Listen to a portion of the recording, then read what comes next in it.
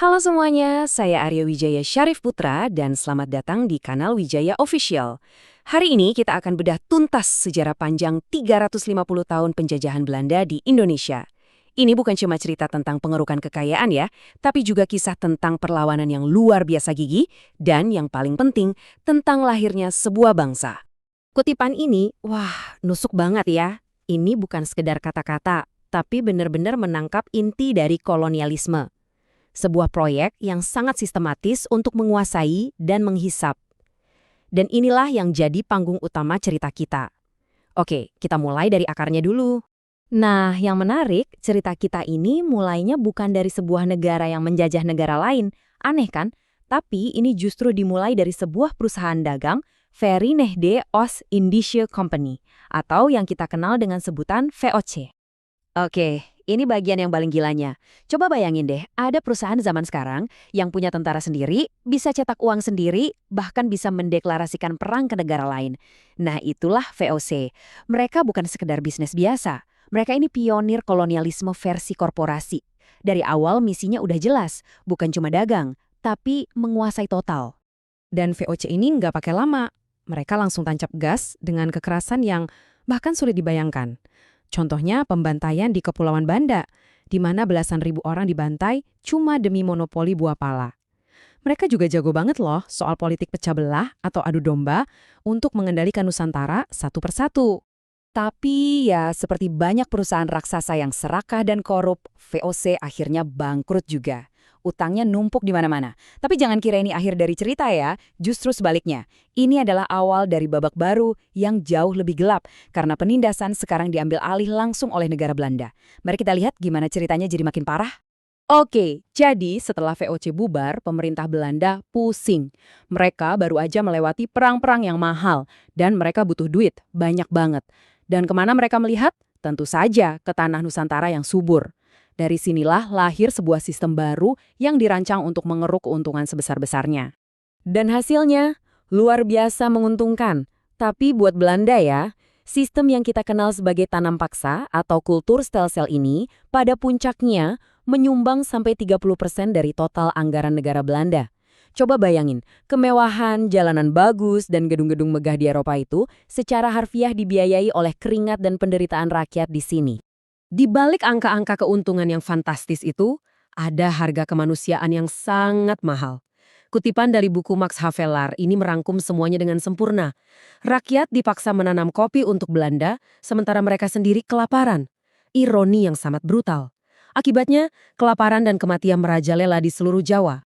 Ya jelas, penindasan sebrutal ini nggak mungkin didiamkan begitu saja kan? Abad ke-19 menjadi saksi di mana api perlawanan akhirnya berkobar menjadi perang-perang besar yang terorganisir di seluruh penjuru Nusantara. Dua yang terbesar di antaranya adalah Perang Padri di Sumatera dan Perang Diponegoro di Jawa. Ini bukan sekedar pemberontakan kecil-kecilan ya. Ini adalah perang dahsyat, dipimpin oleh tokoh-tokoh karismatik dan digerakkan oleh semangat keagamaan yang kuat untuk mengusir penjajah.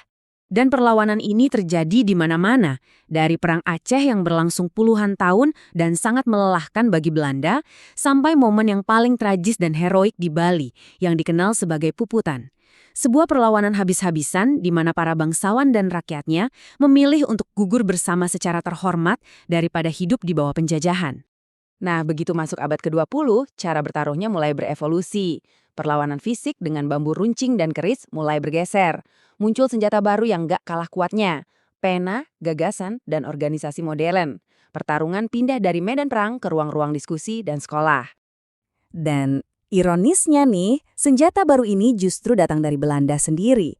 Lewat program yang namanya politik etis, mereka memberikan pendidikan terbatas. Niatnya sih supaya kaum pribumi jadi lebih beradab.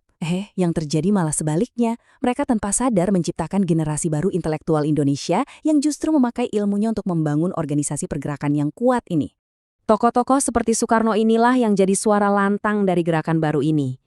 Mereka nggak lagi sekedar meminta perbaikan nasib, tapi secara terang-terangan menuntut kemerdekaan penuh.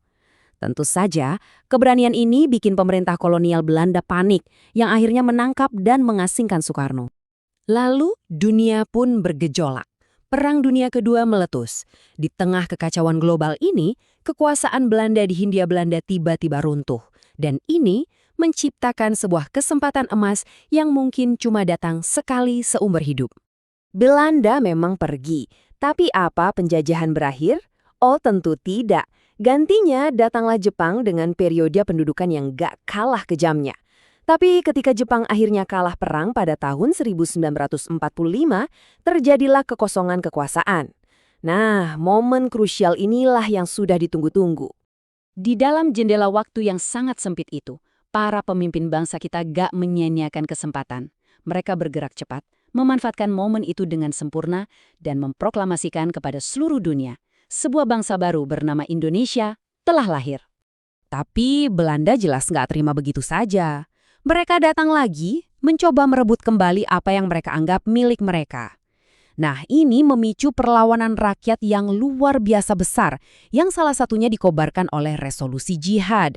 Resolusi ini mengubah perjuangan mempertahankan kemerdekaan menjadi sebuah perjuangan suci yang wajib diikuti.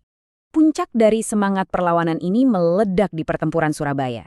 Lewat siaran radio, pekikan "Merdeka atau Mati" dari Bung Tomo membakar semangat juang di seluruh kota. Ini adalah pesan yang jelas untuk dunia. Bangsa ini lebih baik mati berkalang tanah daripada harus dijajah kembali. 4 tahun berikutnya adalah perjuangan hidup dan mati di 2 front sekaligus. Di satu sisi, ada perang gerilya yang brutal di hutan dan desa. Di sisi lain, ada pertarungan diplomasi yang alot di panggung dunia. Dua-duanya sama-sama krusial untuk menjaga republik yang baru lahir ini tetap berdiri. Dan akhirnya, setelah ratusan tahun perjuangan yang memakan begitu banyak korban, pengorbanan itu semua terbayar. Ditekan dari dalam negeri dan juga oleh dunia internasional, Belanda nggak punya pilihan lain selain mengakui kedaulatan Indonesia dan secara resmi mengakhiri era kolonialisme mereka di Nusantara. Jadi, kisah kemerdekaan Indonesia ini adalah pengingat yang syarat kuat bahwa kebebasan itu nggak pernah dikasih sebagai hadiah. Ia harus direbut, seringkali dengan darah dan air mata. Inti dari semua ini adalah agar kita nggak pernah lupa pengorbanan luar biasa yang jadi fondasi bangsa ini. Dan ini meninggalkan kita dengan satu pertanyaan penting.